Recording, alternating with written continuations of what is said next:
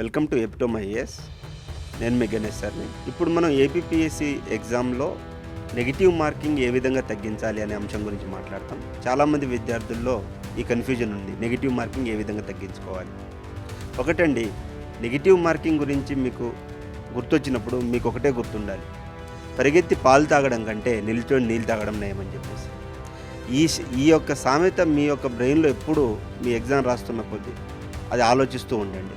ఎందుకు అంటే, మీరు క్వశ్చన్స్కి ఆన్సర్స్ రాసేటప్పుడు మనం ఏదో 100 నుంచి ఫస్ట్కి వెళ్తే మంచిగా వస్తుంది, లేదా ఫస్ట్ నుంచి 100కి రావాలి అనే ఆలోచన ఒకటి పెట్టుకోవద్దు. ఫస్ట్ మీరు ఎగ్జామ్ రాయడానికి వెళ్ళినప్పుడు పెన్సిల్, ఒక రెడ్ ఇంక్ పెన్ను, ఒక పెన్సిల్ పట్టుకోండి. ఫస్ట్ మీరు ఆన్సర్స్ వెతుకుతున్నప్పుడు లెందీ క్వశ్చన్స్ జోలికి ఫస్ట్ వెళ్ళకూడదండి. ఫస్ట్ రౌండ్లో లెందీ క్వశ్చన్స్ జోలికి వెళ్ళకూడదు, ఫస్ట్ పాయింట్. రెండోది, ఏ క్వశ్చన్ని కూడా ఈగోకి తీసుకోవద్దండి. మీరు ఒక క్వశ్చన్ని ఈగోకి తీసుకున్నట్లయితే ఆ క్వశ్చన్ని సాల్వ్ చేయడానికి అక్కడే మీ సమయం అంతా వృధా అయిపోతుంది.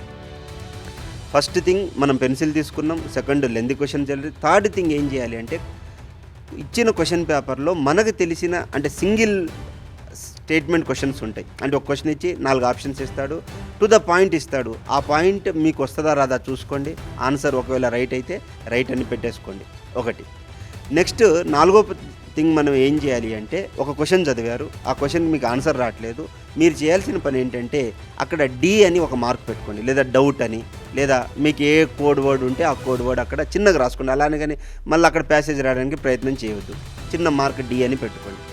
ఈ విధంగా ఫస్ట్ రౌండ్ ఆఫ్ ప్రిపరేషన్ అంటే మీ యొక్క ఆన్సర్ రైటింగ్ అనేది అయిపోవాలి, బబ్లింగ్ అయిపోవాలి. రెండో థింగ్ మనం చేయకూడని పని ఏంటంటే, 100 క్వశ్చన్స్ లేదా 75 క్వశ్చన్, మీకు ఎన్ని క్వశ్చన్స్ ఉంటే అన్ని క్వశ్చన్స్ ఫస్ట్ మనం పెట్టేసి దాని తర్వాత బబ్లింగ్ చేద్దామని చేయొద్దు. మీరు ఏం చేయాలి అంటే, ఫస్ట్ రౌండ్ మీరు బబ్లింగ్ పెట్టేసిన తర్వాత మీకు షూర్ షాట్కి వచ్చిన క్వశ్చన్స్ అన్నీ బబుల్ చేసేయండి.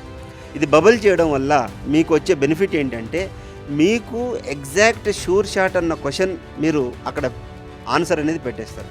రెండోది ఏంటంటే, మీకు ఒక క్వశ్చన్ చదివినమ్మటి ఈ క్వశ్చన్ కరెక్ట్ అని అనిపించింది అనుకోండి, మనకి గట్ ఫీలింగ్ చెప్పే answers majority of the time correct అయ్యే పాసిబిలిటీ ఉంటుంది.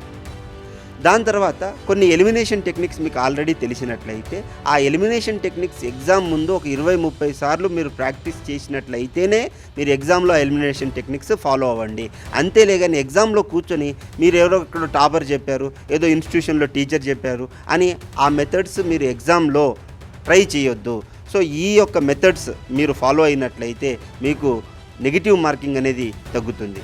థ్యాంక్స్ అండి. Please do subscribe to epitome IAS.